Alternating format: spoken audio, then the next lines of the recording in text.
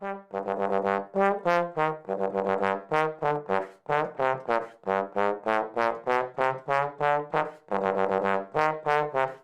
everybody, Keith Hilson at the Trombone Shop at Schmidt Music, back with another instrument review for you. We've seen over the past 5+ years, some real developments in the intermediate trombone category, especially with bass trombones. We've had, of course, there have been always some, intermediate bass trombone options out there, or instruments designed as professional options that have been used in intermediate settings. But the past couple years, we've seen a handful of makers really start doing some great work with bass trombones designed with a younger player in mind. So today, I've got the Jupiter JTB1180R bass trombone. So this is again designed kind of as their entry-level intermediate bass trombone, and some features that kind of guide that process along here. So I'm going to be taking a play on this and then letting you hear a little bit more about it. I'm going to be playing all of this today on a Malicious 2G.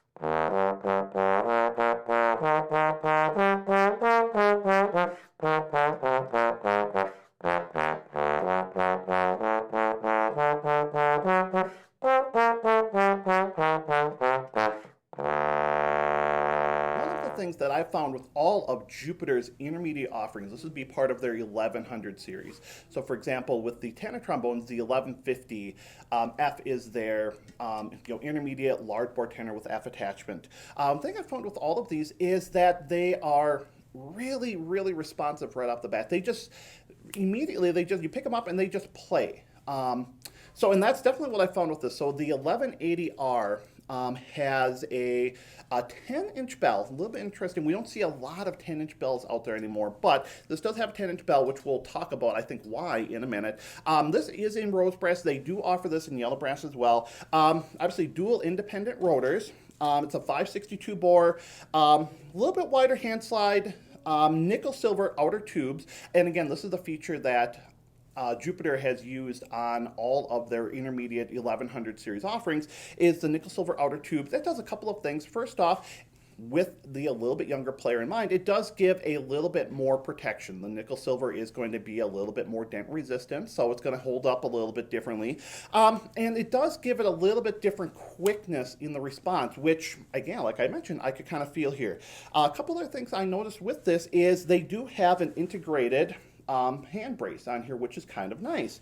It's really kind of in quasi, Shires or Greenhoe design, where they've got it over here. It is adjustable, nice thick pad here, and that combined with the placement of the levers, it is designed with a smaller player's hands in mind, which I think is kind of nice. Again, this is one of the things I've noticed with the Jupiter instruments is they are designed with a little bit younger players. The same thing with the single valve F attachment tenors. Same thing, just the trigger placement is just a little bit closer in, designed with smaller hands in mind. Now, for a grown adult, it can be a little bit interesting. I really had to, in fact, I had to take a couple takes on a few of the exercises just because the placement of the triggers, both first and second, were just a little bit uncomfortable for me. I had to figure out where to put my hand to make it work. But something like this is not necessarily designed with somebody the hands of mine. So, overall, what I found right away, again, is I just picked it up. It just starts playing right away, especially, in the trigger register, going to the pedal register. I really didn't have to work at all with it. I thought, overall, it's not the most nuanced sound ever. It's not going to have the complexity in the sound and maybe the depth and the core of the sound of a Shires or a high-end Getson or Green or on and on and on. But again, right away, I think there is some color in it, and the 10-inch bell does help. I think this goes back a little bit to what we saw happening in the 60s, 70s, 80s with bass trombone design, where the instrument itself is a little bit more resistant. It plays a little bit smaller, and so to give ourselves a little bit larger sound, we use a little bit larger bell to compensate for that. I think it works well in this case. Now, what I did find going through is I really had to be careful about what kind of air I was using with this. When, just to get a feel for it, I just picked it up and, just put a little bit of air in. Boy, it just snaps right away. However, when I really started to push the volume, started, thinking a little bit more orchestrally with it, boy, it really started to clamp down. And again, that kind of makes sense with what they're going for with this. I view this as a really nice intermediate bass trombone option designed with a younger student. We're seeing more and more often, 8th graders, 9th graders starting on moving to bass trombone very quickly. And something like this, boy, I can see this being really accessible for them, being a little bit easier to hold. They're not going to have to deal with some of the same weight issues. It is very well balanced, especially if you get the brace right here. Boy, it sits really nicely on the hand. The outer hand slide is a little bit lighter.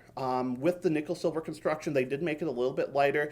And so, everything just physically just fits a little bit better, I think, for a younger player in mind.